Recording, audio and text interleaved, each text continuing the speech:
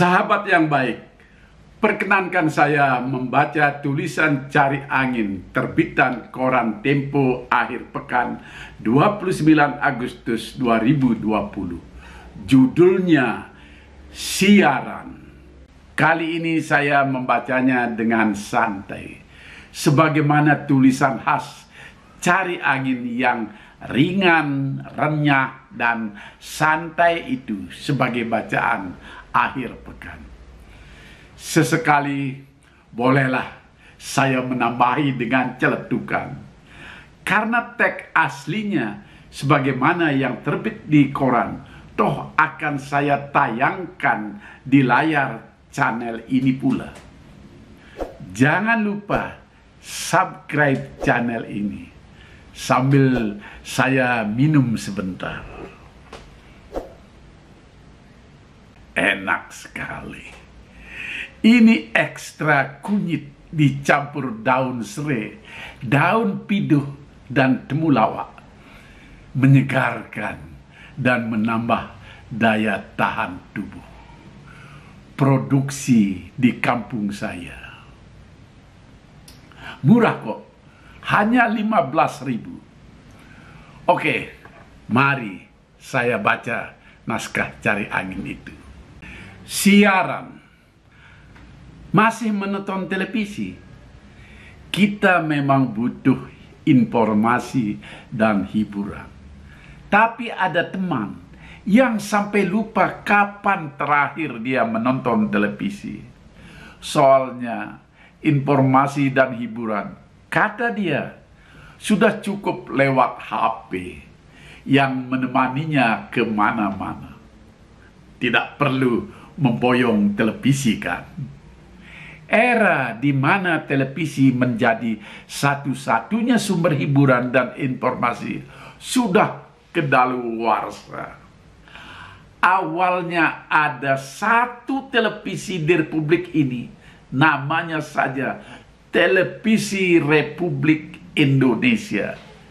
Disitulah pemerintah memonopoli informasi. Sampai-sampai harga cabai keriting pun harus disiarkan secara langsung di malam hari oleh Menteri Penerangan. Masyarakat terpaksa menontonnya. Tidak ada pilihan lain. Dan harus membayar iuran pula. Era televisi swasta datang, dipelopori oleh RCTI. Orang antre mendaftar untuk berlangganan dan membayar. Mulai ada alternatif lain. Dan seterusnya bermunculan televisi baru dan penggunanya tidak perlu lagi membayar iuran. Iuran TPRI pun diam-diam dihapus karena orang tidak mau membayar lagi. Bahkan ada yang ngeyel, saya tidak nyetel TPRI kok. Bagaimana pemungut iuran bisa mengontrolnya? Ambiar nasib TPRI. Karena bermunculan televisi swasta, pemerintah mulai atur-atur. Ada televisi siaran lokal, ada televisi siaran regional, dan seterusnya. SCTV di Surabaya, ANTV di Lampung, Metro TV di Jakarta. Ini contoh-contohnya. Lama-lama aturan berantakan. Akhirnya pemerintah perlu membuat undang-undang penyiaran. Dalam undang-undang itu, misalnya disebutkan, pemancar televisi tidak boleh dimiliki oleh sekelompok atau segolongan orang dengan alasan televisi memakai frekuensi publik. Tidak boleh ada monopoli. Ada yang punya 2 atau 3 televisi. Tidak boleh. Hanya 1. Tapi apakah undang-undang ini dipatuhi? Kita tahu undang-undang di negeri ini banyak yang dilanggar. Kenyataannya, televisi bisa dimiliki oleh kelompok atau golongan, bahkan dimonopoli. Seorang petinggi partai, kita semua tahu kan, yang berpidato panjang lebar bisa saja disiarkan oleh televisinya. Wong punya dia kok. Mau apa? Dulu banyak pemirsa yang ngedumel. Namun Komisi Penyiaran Indonesia yang dibentuk pemerintah dengan tugas mengawasi tayangan televisi itu tidak peduli. Atau mungkin juga tidak bisa berbuat apa-apa. Sekarang yang ngedumel tidak ada.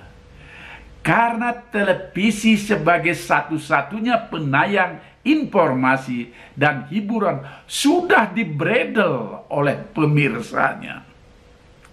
Era internet datang yang mengubah apa yang dimaksudkan dengan kata siaran. Yang bernama siaran, baik langsung maupun tunda, tidak cuma dilakukan oleh televisi. Media sosial lain seperti Facebook, Instagram, bisa siaran langsung. YouTube apalagi. Anda mau pidato berjam-jam pun boleh. Tinggal membuat channel di YouTube. Tidak perlu menjadi ketua umum partai dan punya televisi untuk menyampaikan pidato yang tersiar secara luas. Mau bikin ulasan politik berkali-kali dalam sehari? Gampang. Rekam sendiri dan siarkan sendiri. Singkat kata, Anda bisa membuat stasiun televisi sendiri tanpa modal apapun lewat YouTube. Para selebritas sudah memilih cara ini.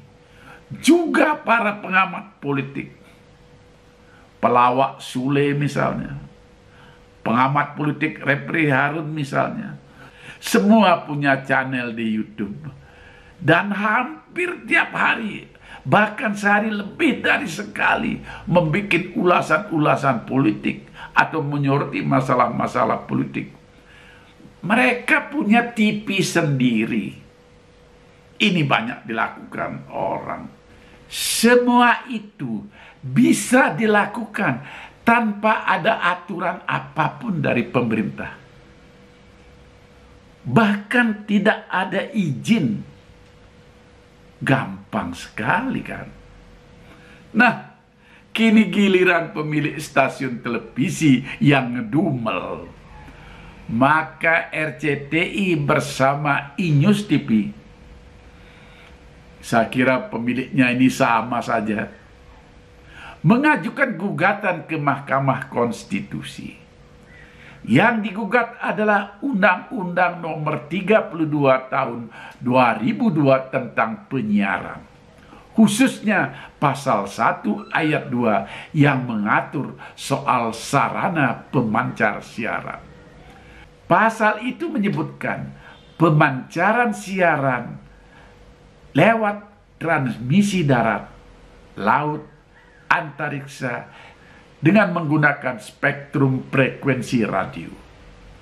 Penggugat memohon agar pemancaran lewat internet juga diatur. Mahkamah Konstitusi sedang membahas gugatan atau uji materi ini. Anda silakan memihak. Setuju supaya siaran lewat internet diatur dengan alasan melindungi anak-anak dari pornografi, membendung hoak, dan seterusnya. Silahkan. Anda menolak siaran lewat internet itu diatur karena itu sesuatu yang mustahil. Juga silahkan. Yang pasti, di era ini, Komisi Penyiaran Indonesia dan juga lembaga sensor film sesungguhnya tidak diperlukan. Karena sensor ada pada jempol atau telunjuk kita masing-masing. Dunia siaran sudah berubah. Televisi bukan satu-satunya tempat kita mencari hiburan dan informasi. Banyak ada media lain. Demikian sahabat yang baik, saya membacakan Cari Angin koran Tempo terbitan 29 Agustus 2020. Semoga ada gunanya. Mari saya akhiri dengan menyeruput ekstrak kunyit yang enak ini. Terima kasih. Sampai jumpa.